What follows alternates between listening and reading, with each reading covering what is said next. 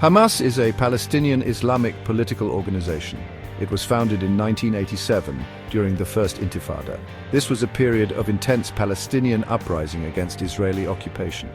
Hamas is known for its strong stance against Israel.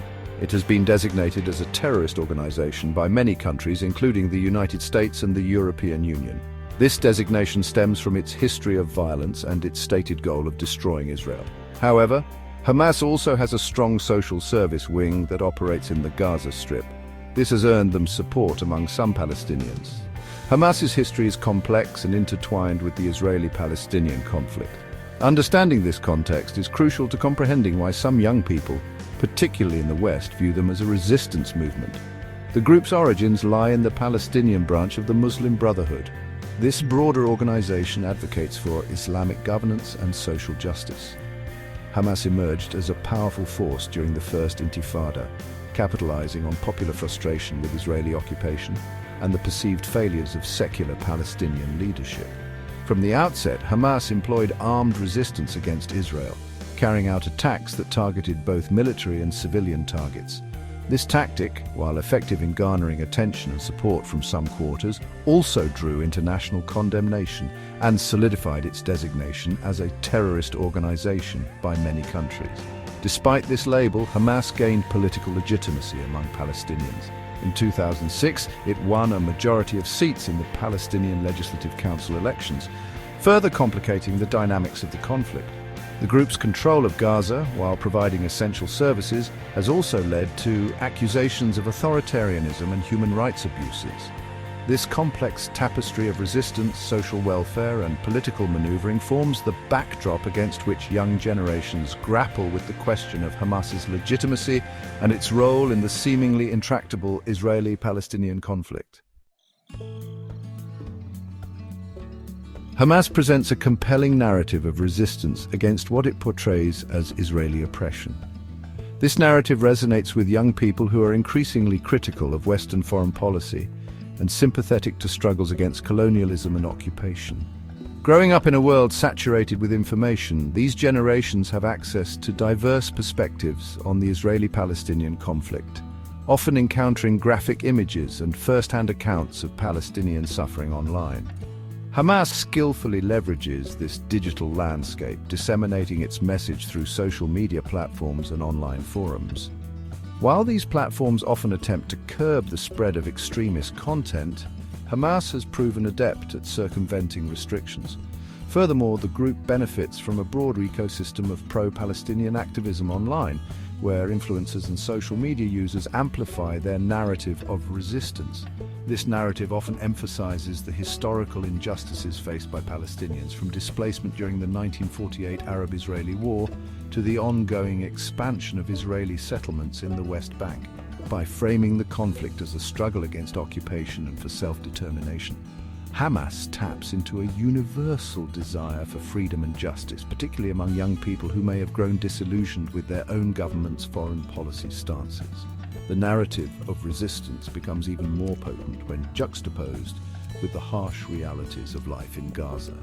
The Strip, under Israeli blockade since 2007, suffers from chronic poverty, unemployment, and limited access to essential resources. In this context, Hamas's provision of social services, including healthcare, education, and infrastructure projects, positions them as a vital lifeline for many Gazans. This, in turn, strengthens their image as a legitimate political actor working to alleviate the suffering of their people, blurring the lines between a terrorist organization and a resistance movement in the eyes of some young observers. Social media has become a crucial battleground in shaping perceptions of the Israeli-Palestinian conflict. The conflict's highly visual nature, coupled with the emotional weight of human suffering, lends itself to powerful imagery and narratives that spread rapidly online. Hamas, recognizing this, has invested heavily in its online presence, utilizing platforms like Twitter, Facebook, and Telegram to disseminate its messaging and counter what it views as a biased Western media narrative. While these platforms have policies against promoting violence or terrorism, Hamas has proven adept at circumventing restrictions, often operating through a network of affiliated accounts and leveraging sympathetic influencers to amplify its message. This digital strategy allows them to bypass traditional media gatekeepers and reach a global audience directly, particularly young people who are digitally native and rely heavily on social media for news and information. The sheer volume of content related to the Israeli-Palestinian conflict online, much of it graphic and emotionally charged, can overwhelm users and make it challenging to discern factual reporting from propaganda. This information overload, coupled with the proliferation of fake news and misinformation, creates an environment where narratives that resonate emotionally, such as Hamas's framing of resistance against oppression, can gain traction even if they lack crucial context or present a one-sided view of the conflict.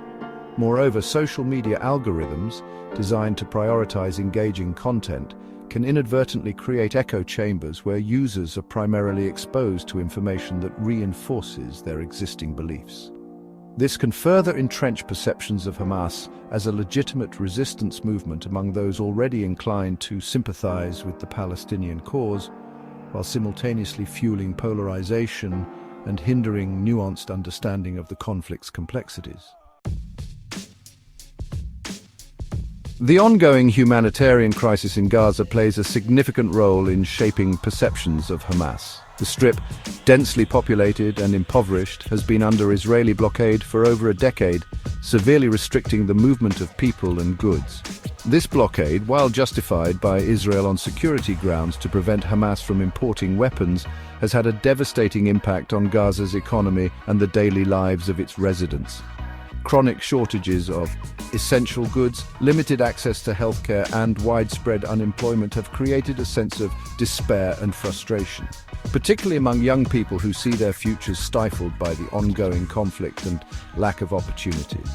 In this context, Hamas's social service wing, which provides healthcare, education, and infrastructure projects, takes on added significance. For many Gazans, Hamas represents the only entity actively addressing their immediate needs, filling the void left by a struggling Palestinian Authority and international aid organizations that often face logistical and political obstacles in delivering assistance.